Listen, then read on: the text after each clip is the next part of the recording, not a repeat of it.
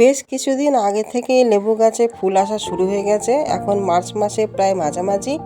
আর এই সময়টা হচ্ছে লেবু গাছের খুবই গুরুত্বপূর্ণ ভাইটাল একটা টাইম, যেই টাইমের মধ্যে লেবু গাছগুলি খুব স্ট্রেসের মধ্যে থেকে কিন্তু যায়। সেই স্ট্রেসগুলির কারণেই কিন্তু আমাদের লেবুর যে ছোটো ছোটো গুটিগুলো ধরে সেই গুটিগুলো ঝরে পড়ে।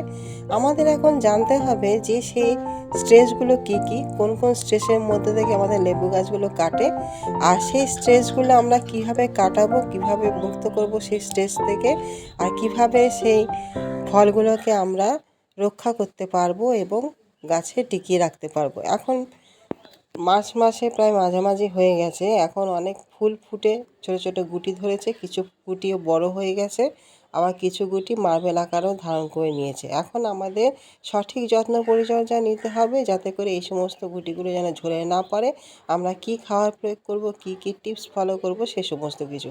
বন্ধুরা, পুরো ভিডিওটা দেখবেন, ভিডিওটা খুবই গুরুত্বপূর্ণ, অবশ্যই আপনাদের উপকারে আসবে। উপকারে আসলে একটি লাইক, কমেন্ট, শেয়ার, আর নতুন বন্ধু হলে একটা সাবস্ক্রাইবের আপনাদের কাছে অনুরোধ রইল।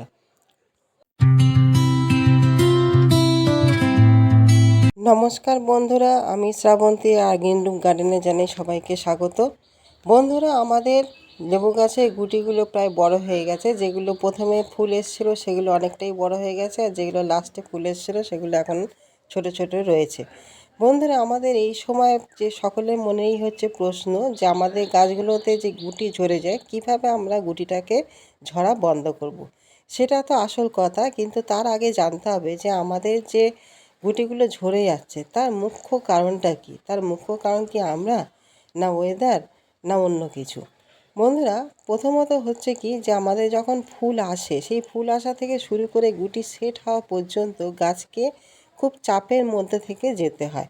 আর সেই চাপের অন্যতম প্রধান কারণ হচ্ছে আমাদের ওয়েদার, আমাদের তাপমাত্রার তারতম্য। হঠাৎ করে কোনো সময় যদি তাপমাত্রা অতিরিক্ত বেড়ে যায়, তখন কিন্তু সমস্ত গুটি গাছ কী করে, ঝরিয়ে ফেলে। সেখানে আমাদের প্রাকৃতিক নিয়মে জিনিসটা ঘটে, সেখানে আমাদের কোনো কিছু করার কিন্তু থাকে না।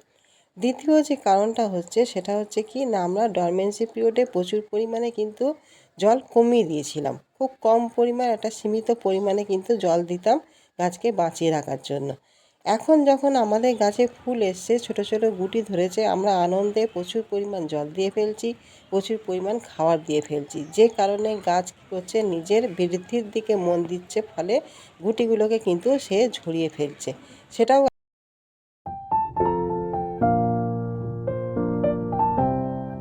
সেটাও একটি কারণ। আর 3 নম্বর কারণ হচ্ছে সেটা হচ্ছে কি না, আমাদের যখন গাছে যখন ফুল আসে, নতুন বৃদ্ধি নেয়, তখন কিন্তু ফুলের সঙ্গে সঙ্গে ছোট ছোট কচি কচি পাতাও কিন্তু বেরোয়। আর এই কচি পাতা বেরোনো মানেই গাছে কিন্তু পোকামাকড়ের আক্রমণ ঘটে থাকে। যে পোকামাকড় শুধু যে কচি পাতা যে খেয়ে ফেলে তা না, তার সঙ্গে ফলের যে গুটিগুলো, সেই গুটির রস, ফুলের গুটির রসও কিন্তু খেয়ে ফেলে, যার ফলেও কিন্তু ফুল এবং গুটি কিন্তু আমাদের ঝরে যেতে দেখা যায়। 4 নম্বর যে কারণটি হচ্ছে বন্ধুরা, যে আমাদের প্রচুর পরিমাণ এইভাবে যখন গুটি আসে, গাছ কিন্তু এত গুটি ধরে রাখতে পারবে না। স্বাভাবিক নিয়মে তার যা ক্ষমতা, সেই ক্ষমতা অনুযায়ী গুটি রেখে বাকি গুটি কিন্তু সে ঝরিয়ে ফেলবে। সেটাও কিন্তু একটি কারণ হচ্ছে গুটি ঝরে যাওয়া। আর 5 নম্বর যে কারণ, সে কারণটি হচ্ছে যে আমাদের যখন অতিরিক্ত ঠান্ডা থেকে হঠাৎ করে যখন গরম আবহাওয়াটা শুরু হয়ে যায়, তখন আমাদের গাছে কিন্তু দেখা যায় ডাইব্যাকের সমস্যা। এই ডাইব্যাক হলেও কিন্তু আমাদের গুটিগুলো কিন্তু ঝরে পড়তে দেখা যায়। বন্ধুরা, এই কটা পয়েন্ট হচ্ছে আমাদের গুটি ঝরে যাওয়ার হচ্ছে কি কারণ। এবারে বন্ধুরা আসি যে আমরা এই গুটি ঝরে যাওয়াটাকে কিভাবে বন্ধ করব, আর আমাদের গাছে কিভাবে অধিকাংশ মাত্রায় ফলনটাকে ধরে রাখতে পারবো। বন্ধুরা, প্রথমে আমাদের যেটা করতে হবে, আমাদের বিভিন্ন স্টেজে কিন্তু আমাদের বিভিন্ন রকম ফলের সাইজ হয়েছে। কিছু দানা ছোট আছে, কিছু মার্বেল আকার দানা। এখন যে খাবারটি আমরা গাছে প্রয়োগ করব, সেটা স্প্রে আকারে গাছে দেবো। এখানে 1 গ্রাম বোরন, 1 গ্রাম পটাশিয়াম নাইট্রেট এবং 1 গ্রাম হচ্ছে ম্যাগনেসিয়াম সালফেট 1 লিটার জলে মিশিয়ে সমস্ত গাছে সুন্দরভাবে কিন্তু আপনারা স্প্রে করে দেবেন। এটা যে সমস্ত গাছে এরকম ছোট ছোট গুটি এসছে, সে সমস্ত গাছে কিন্তু এই স্প্রেটা আপনারা করবেন। আর যে সমস্ত গাছে আপনাদের মটর দানার থেকে বেশি, অর্থাৎ মার্বেল আকার ধারণ করেছে, সেই সমস্ত গাছে কিন্তু এই সময় জৈব খাবার প্রয়োগ করে দিতে হবে। আর পটাশিয়াম নাইট্রেট, ম্যাগনেসিয়াম আর বোরন যে স্প্রে করার কথা বললাম সেটা এখন একবার স্প্রে করবেন। দিন 20 পরে ফের আরেকবার একই পরিমাণ নিয়ে আপনারা সেটিকে স্প্রে করবেন, কিন্তু পটাশিয়াম নাইট্রেটের জায়গায় তখন ক্যালসিয়াম নাইট্রেট কিন্তু ব্যবহার করতে হবে। বন্ধুরা এইভাবে স্প্রেটাকে করবেন। আর যেগুলো মটর দানা বা মার্বেল আকার ধারণ করেছে সেগুলোতে আপনারা জৈব মিক্সড খাবার দিয়ে দেবেন। আর এছাড়া এখানে আপনাদের যে ফাঙ্গিসাইড এবং কীটনাশক সেইভাবে এখন দিতে হবে না, যেহেতু এখন তাপমাত্রা বৃদ্ধি পাচ্ছে। আমরা যদি বা দিই, প্রয়োজন যদি পড়ে, তাহলে খুব কম মাত্রায় কিন্তু প্রয়োগ করতে হবে। 1 লিটার জলে যেরকম 1 ml দিতেন সেখানে 1/2 ml দিয়ে আপনারা সন্ধ্যের আগে গাছে স্প্রে করবেন, যদি পোকামাকড়ের সমস্যা দেখতে পারেন, না তো কিন্তু ফল ঝরে যেতে পারে। এখন অতিরিক্ত কড়া ডোজের কোনো ফাঙ্গিসাইড বা কীটনাশক গাছে না প্রয়োগ করাটাই ভালো।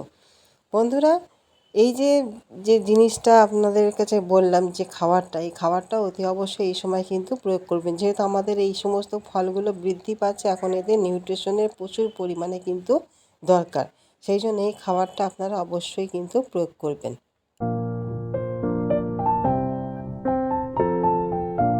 সব শেষ আরেকটি জিনিস যেটা বলবো, এই সময় আপনাদের গাছে যদি ডাইব্যাকের সমস্যা হয়ে থাকে তাহলে সেখান থেকেও কিন্তু আপনাদের গুটি ঝরে যেতে পারে।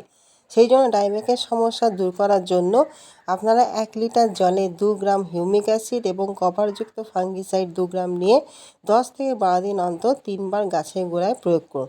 তাতে গাছ যেন সুস্থ থাকবে, নতুন করে আর কোনো ডাইব্যাকের সমস্যা কিন্তু গাছে দেখা দেবে না। গাছ যেরকম সুস্থ থাকবে, ফলও ঝরবে না এবং গাছটাও সুস্থ স্বাভাবিকভাবে বেঁচে উঠতে পারবে।